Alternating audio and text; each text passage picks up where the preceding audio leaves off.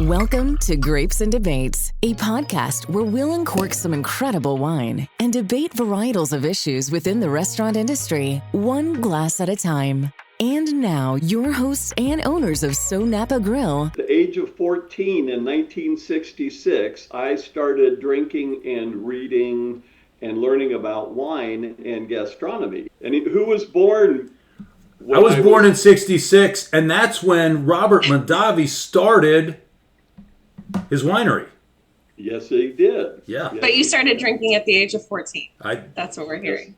Which is going to actually get us to something that I'm quite transparent about and I'm very responsible about. I'm a recovering alcoholic. Oh, wow. Okay. And I haven't had a drink of wine in 32 years. Wow. You wanted light topics? You're not going to get it. Considering your occupation, that feels like it's challenging. So, and the responsibility part of it is, I'm, obviously I had a few things to reconsider in my life and my career, but my wife and I have been married 32 years. Okay. And I've been sober 32 years. So we met playing in a rock Motown band in the Napa Valley. Oh, wow. And I had just been promoted to Director of International Business Development for Barringer Wine Estates, now Treasury Wine Estates. Sure. Okay. And then it was just shortly after I became the first American to pass the Master. Joel Butler and I both passed the Master of Wine exam in 1990.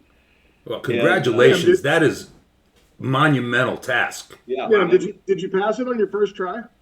No. Oh, okay. And actually, it makes kind of a good story to brace yourselves for the insanity you're about to be facing. If you, yeah, please. So it's important to know kind of where I come from. I found when I was 17 in 1969, I found that if I could somehow regurgitate a 2-syllable Burgundy name, no one would ever card me. So I became a 2-syllable Burgundy expert, and I could say Volnay and Corton and whatever. My friends and I were trying to buy beer at Sunset Corners Package, and the guy's smoking a cigarette, reading the racing forums, and he goes, "Can I help you?" I said, "Yeah, I'm looking for a nice bottle of wine for dinner." He says, "Yeah, what do you have in mind?" I said, "Corton." He goes, "Oh, Burgundies are over there." So I bought a 1964 Jabelet Verchères Corton Grand Cru for $3.50. We'd just gotten ripped off of $5 trying to buy beer at this 7-Eleven. So I gave him $5. He gave me $1.50 back, and he said, "Come back again." And I said, "You bet your ass." And so that was it. And I was reading, culinary books, Larousse Gastronomique. I was reading wine books. I suck at school because I'm neurodivergent, and my brain doesn't work it works like a lot of people, but not like what are considered normal people. And so I thought, this is great. So we'd go to Crandon Park with dates and put out a candelabra, and I'd roast duck, and we'd do escargot in sort of like a Dutch oven kind of shit thing. Not typical of most 17-year-olds. No, it wasn't. No. But being neurodivergent, I was just horrible in school. Today, I don't read a book every 5 years. I have a brain, I've got dyslexia, and I've got ADHD, and a little bit higher than most bipolar kind of modulations. And so cooking was great for me. Larousse Gastronomique and learning about wine was great because I didn't have to sit down and take a test on it till later. We'll get to that in a second. So anyways, yeah, that's, and so it's just been my passion. So I went to University of South Florida because our family went to college. I dropped out to go to work at Burns. And all right. Oh, in Tampa. Yeah. What's that? In Tampa. In Tampa. Yeah. Yeah. Yep. And working there in the kitchen. Went back to Miami to do my pastry apprenticeship because that's what great chefs are supposed to be. Mm-hmm. And I was a chef before it was hip and cool like it is today. And Right. so I worked 10 years as a professional chef with a very, very firm grounding in classic French cuisine, in escoffier and carême. So I did that. I was working in Atlanta as a chef for a chain of Chinese restaurants, and then I got a job in wine. I got hired as a wine buyer for a group of little stores called Happy Herman's in Atlanta, Georgia, and they and built a rare wine business, direct imports, like business like you couldn't believe, and then had my own importing and brokerage company for 3 years. Had been talking to Barringer for a long, long time. Was a friend of Myron Nightingale's and Tor Kenward, who now has Tor Wines in Napa. Okay. Tor's actually the one that hired me at Barringer. So. Is this all pre 1990? Yeah. Jesus. Yeah. You're busy. You're busy. Busy.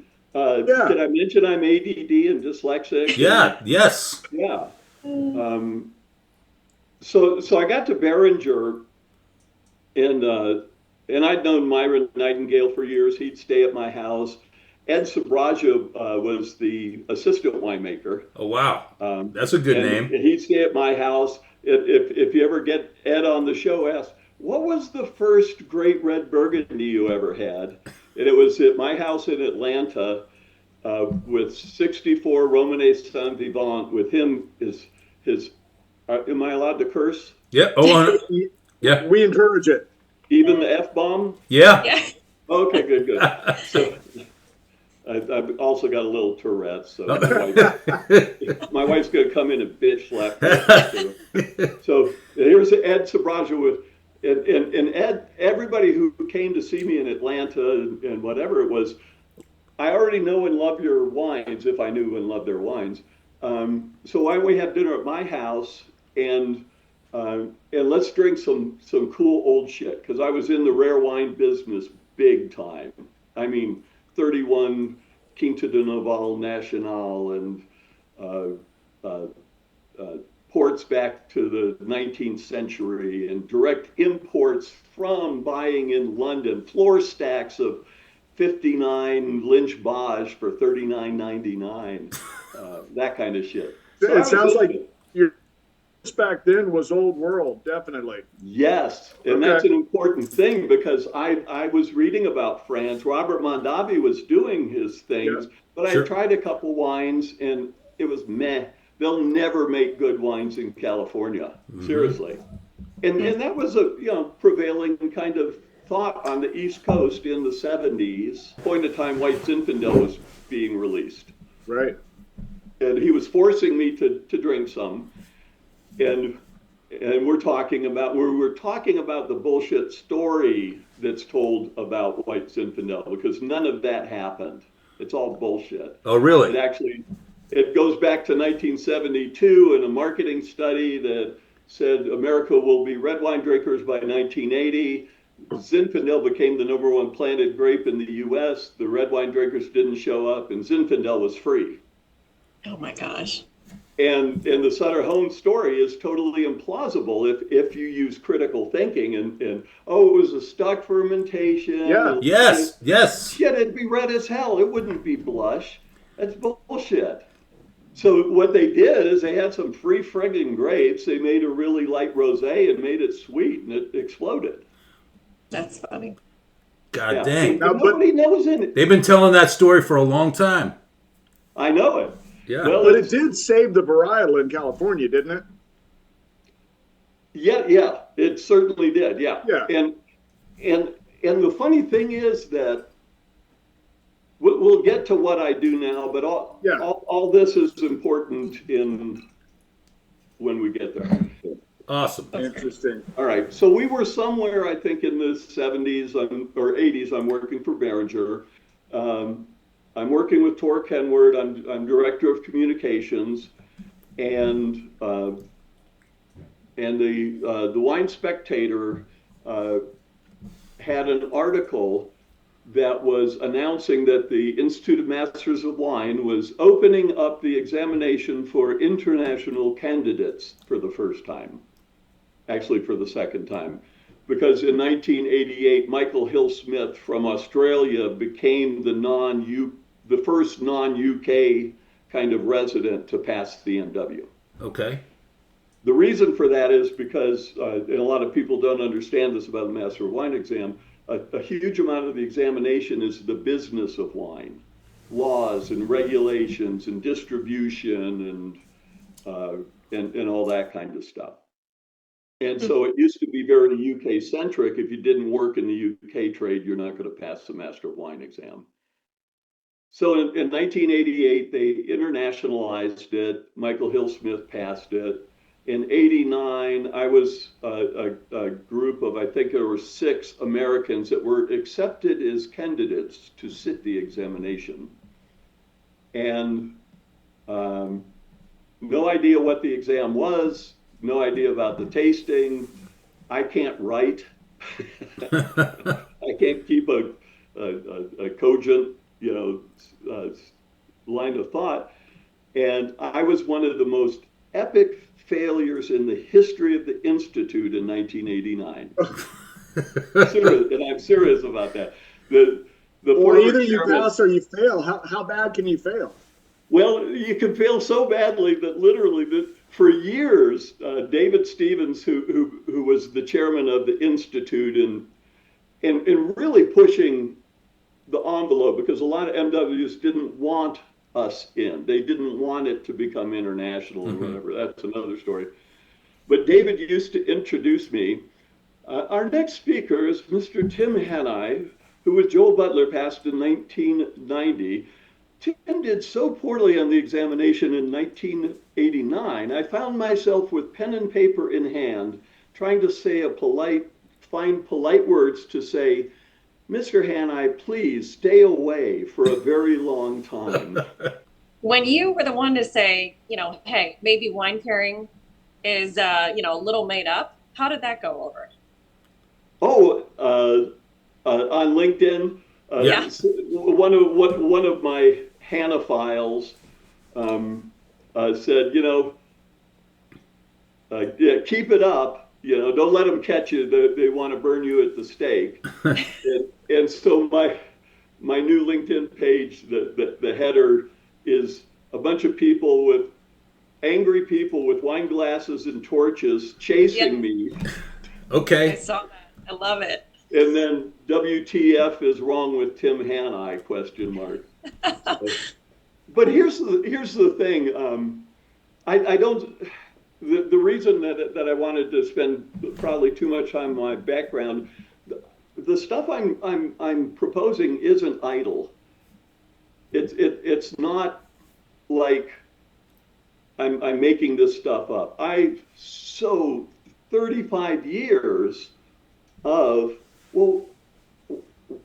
why do 2 wine experts tasting the same exact wine, quite literally 2 MWs in the same night, same bottle, same glassware, one says this is unacceptable crap, it is commercially unsuitable, and the other saying, are you kidding? Literally, this is the best example of this wine I've ever had in my life. Or 2 people are having the same wine and food combination, and one's saying, oh, this is so yummy and delicious. No, it's oversalted, it's bland, and then you get into the wine combination. Simple thing. Tim, I got to ask you, so, you kind of came up in the industry relatively traditional, Burns Steakhouse and working in Napa and Sonoma. So you had to be drinking the Kool-Aid when it comes to, hey, red wine with red meat and white wine with fish. And so when did the shift change? So the 2 things that happened. Number 1, I passed the Master of Wine exam. Yes. Right. Huge. This is huge. I'm an expert. I'm the shit. All right. This is freaking great. I went into a deep depression because I knew in my heart of hearts, so much of what our industry is doing is bullshit. And you knew it back then? Back then. Wow. Yeah. So I was according to Jancis Robinson, the guru of wine and food pairing. Yep. And you can Google my name and Jancis Robinson, you'll go find all sorts of shit. Going back literally to cooking dinner for her and her husband in their house, that blew her mind. So I thought, okay, I've got the cred, I've got the curiosity. So I was running the School for American Chefs at Barringer, and my usual stick, we'd have a small number of top chefs from around the world, some journalists, and we'd get together, and I came out and I said, okay, we're going to do wine and food now.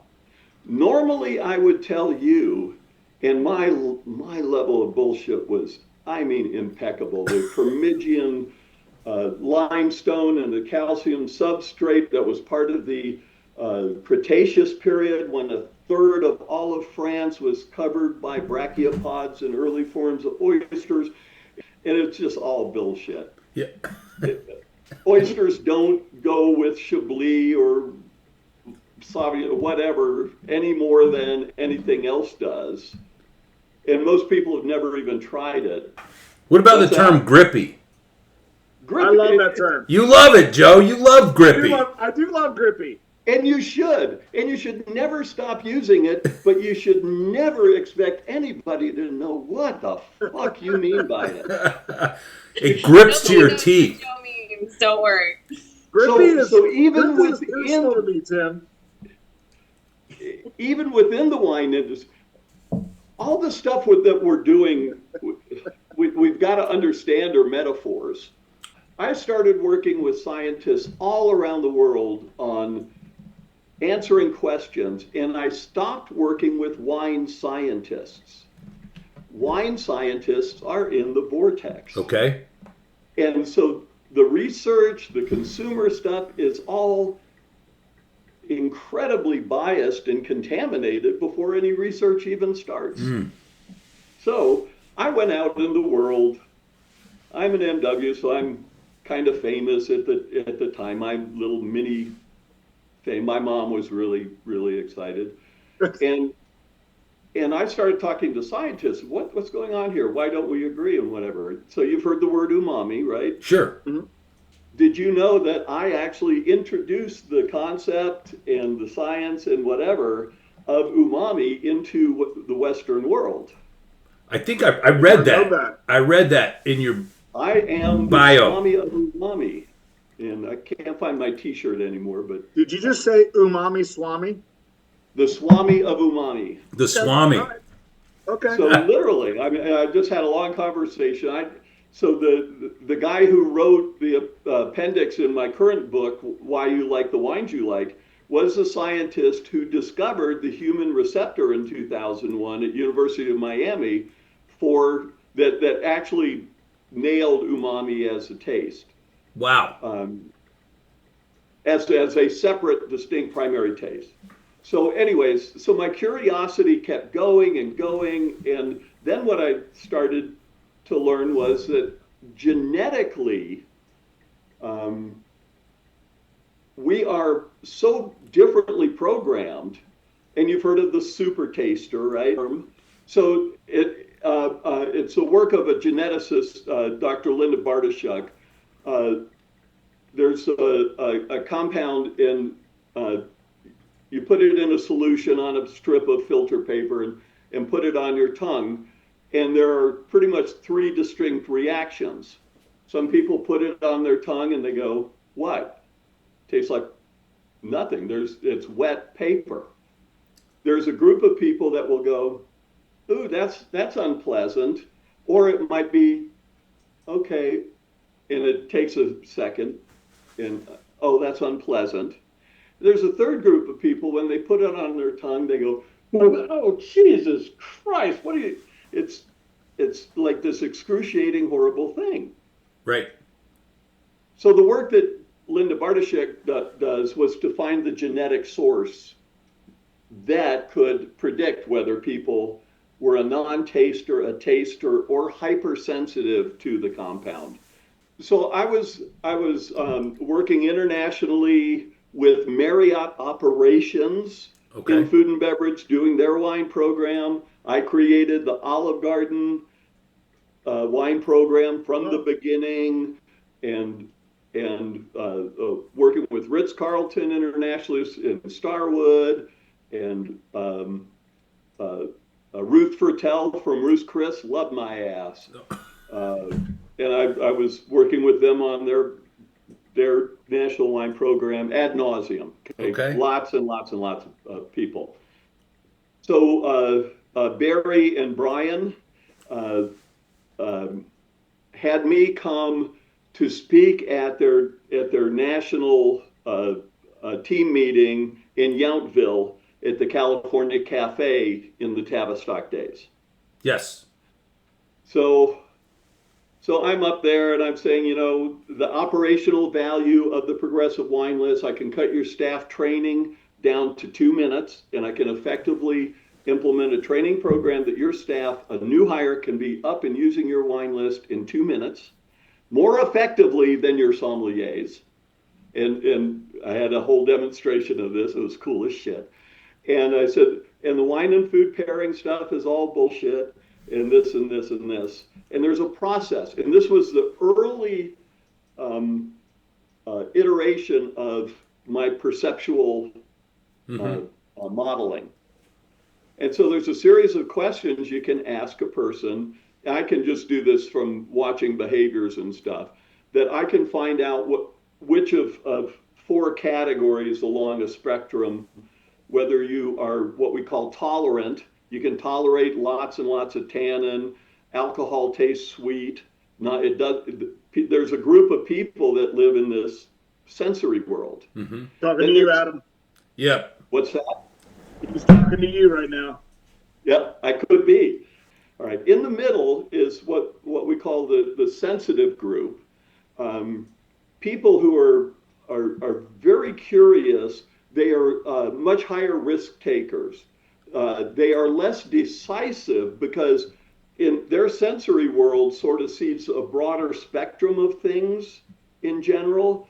And so they tend to be really great managers because they can see different sides of an issue and have they're very adventurous with their wine. So they want to try new things, and because of their tolerance for risk, they like trying new things. All right. Then we get to the other end of the spectrum, which is really one group, but it's broken into 2. One group is called hypersensitive. Hypersensitive are reaching for the salt shaker. They're cutting tags out of their clothes. Often, if they love Sauvignon Blanc and sparkling wine as their 2 absolute go-to desert island wines, the likelihood of that person being a pickle juice drinker is unbelievable. And if you don't know pickle juice, and I can do this in a room of 100 people and have 6 people standing up just on a process, and they're all pickle juice drinkers. All right.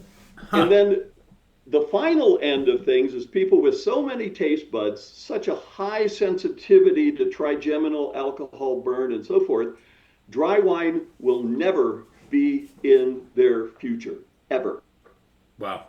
And it's a huge market segment that the wine industry decides to call uneducated, unsophisticated beginners, crap, and whatever. So we just send all this business to the cocktail companies and to soda and hard. So those are the 4 groups. And so we're going through this, and I'm explaining it, and we've got all the, their wine elite and the chefs and the GMs and whatever in the room. And somebody raises their hand up and says, why don't you tell me why no one has ever been able to find a wine I like? I said, well, I don't know. Have you tried a lot? He says, I'm surrounded by wine experts, and they keep try this, and they all taste like crap. I said, okay, well, who are you? He said, my name's Barry Goff. I said, oh, cool. And what do you do here? He says, I run this joint. I said, oh, cool. He says, I'm the CEO. And of course, you know Barry, and he's really affable and really, oh God, I mean, he just embodies hospitality. He's smarter than anybody really deserves to be. So I said, well, let me take you through a process. So how much do you like salt? Can't get enough. Okay. Do you have to cut tags out of your clothes? Because I buy tagless. All right. That was Fruit of the Loom, by the way, adapting to a market opportunity. Using Michael Jordan as their spokesperson. You know, tagless underwear. So then I just sort of take it from there.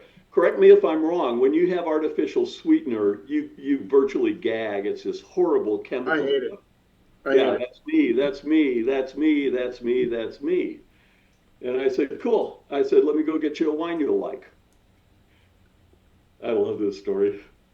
So I go out to the bar, and I look at the wines by the glass, and I said, excuse me, I don't see any white Zinfandel on the list. Do you have any by any chance? The bartender, trained in the vortex. In the vortex.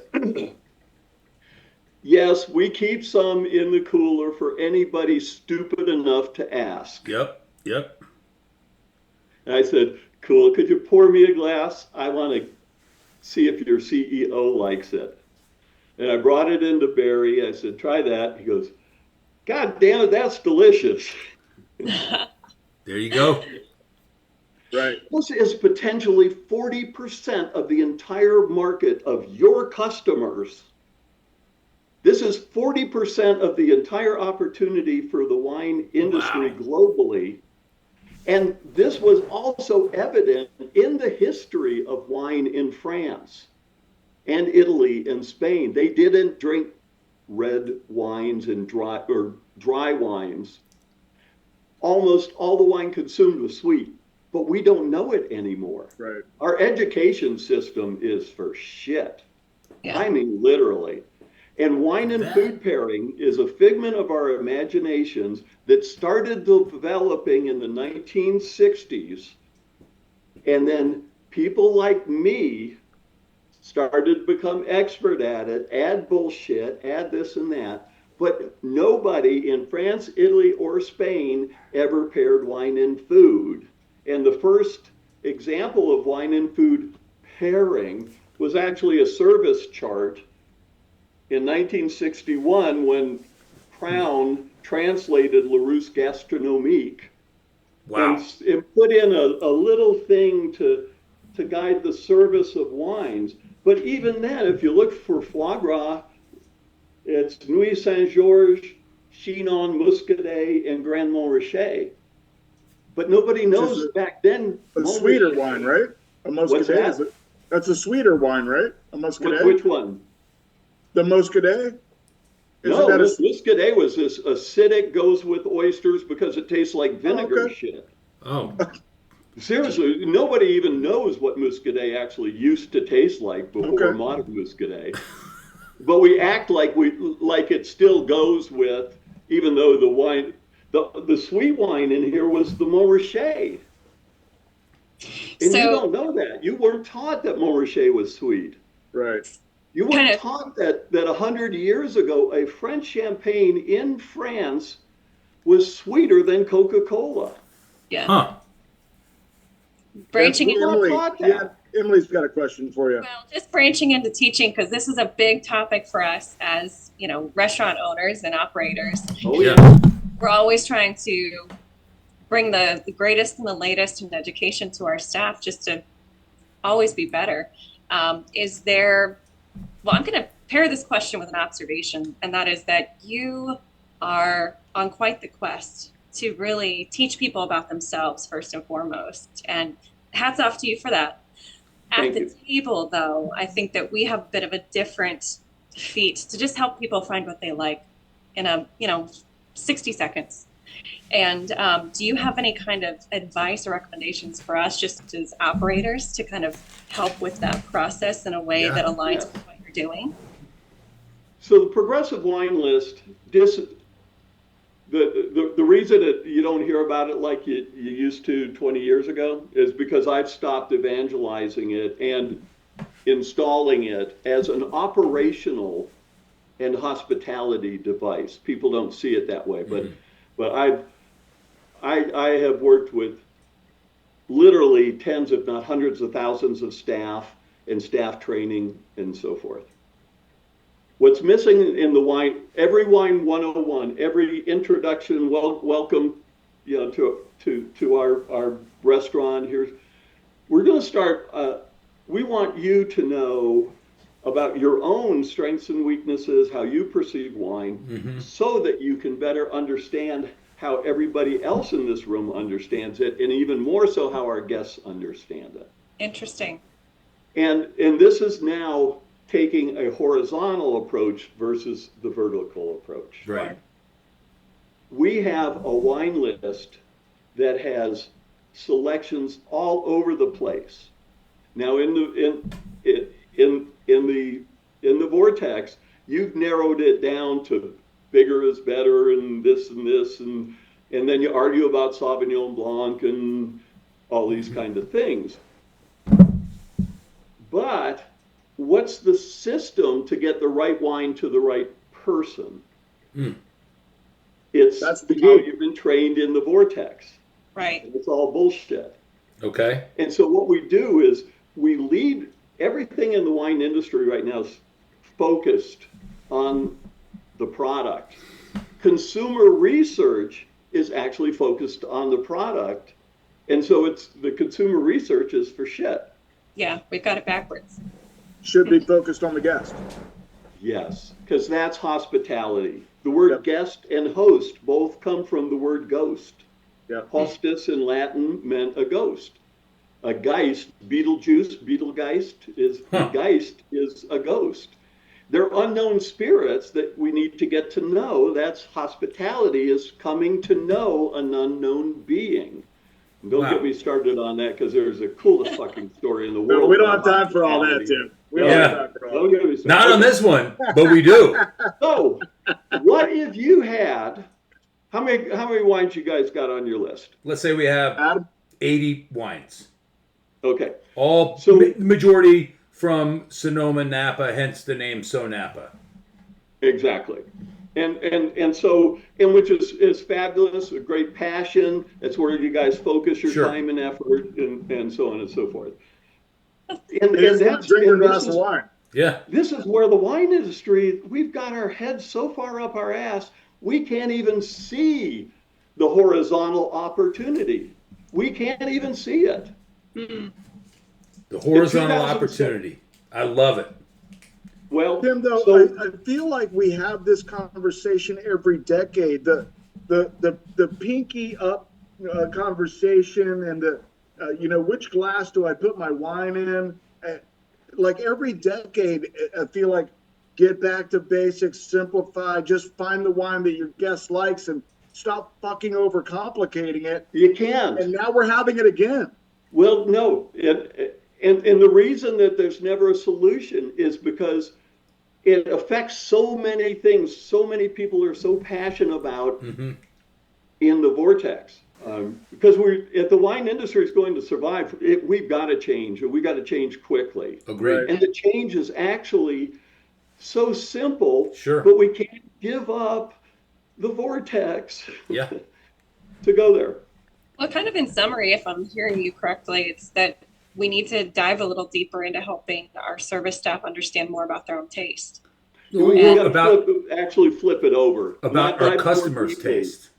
Right. And give up things. There are an awful lot of people that, I love wine and food pairing. Awesome. That's my opportunity to make shit up. And I want you all to do this. I want you guys, seriously, if you don't do this, I'm never speaking with you again, which you might want to happen. Cook a rare, fatty, your best fatty Ribeye. ribeye. Yeah. No seasoning, none. No butter, Okay. maybe a little canola oil, but cook it rare, char that son of a bitch, so that it'll be perfect with red wine. Take a sip of red wine, take a bite of steak, take a sip of red wine. It gets more bitter, more astringent. It's bullshit. Okay. Oh, the fat smooths out your mouth. Oh, okay. Sip of wine, try the fat. Sip of wine, more bitter, more astringent. Oh, shit.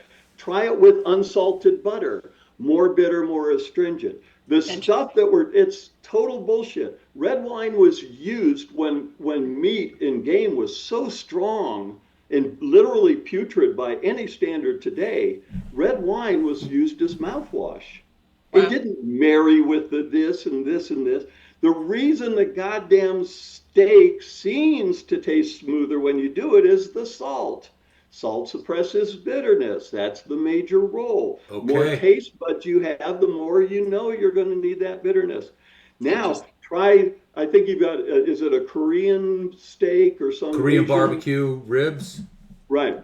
So take a sip of your red wine, try that, clear your mind of all thoughts of the vortex, and find out how much that sucks. Okay. Seriously. You're fucking me up right now. I know it. I know Fucking it. me up right now. And the whole salmon with Pinot Noir is all complete bullshit. Try an unseasoned piece of salmon with Pinot Noir. It patently sucks. Okay. Put lemon and salt. Put lemon and salt. Just a tiny little bit. Sip red wine. Lick your hand. Sip red wine. Smooth as silk. Wow. Boom. Okay? Interesting. One final thing. Yeah, please. Yes. And how much do you like wines? What wines do you like? And whatever. 40% of the staff declared they don't like wine. Yeah, I'd say 40% of our staff, that's true. They're Yeah, lying. we're working with young people. They're lying. They're lying. They don't like the bullshit of the vortex, and they don't like the wines in the vortex. Sure. So as part of this indoctrination and hire, okay, we're going to get to wine in a minute, but we're going to talk about people and perception and whatever. Who loves coffee here? Hands go up.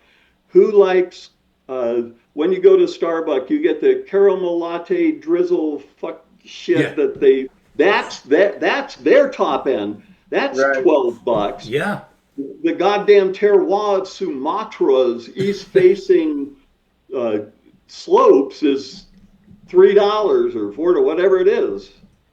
Oh, so we go around. Everybody has a little quiz.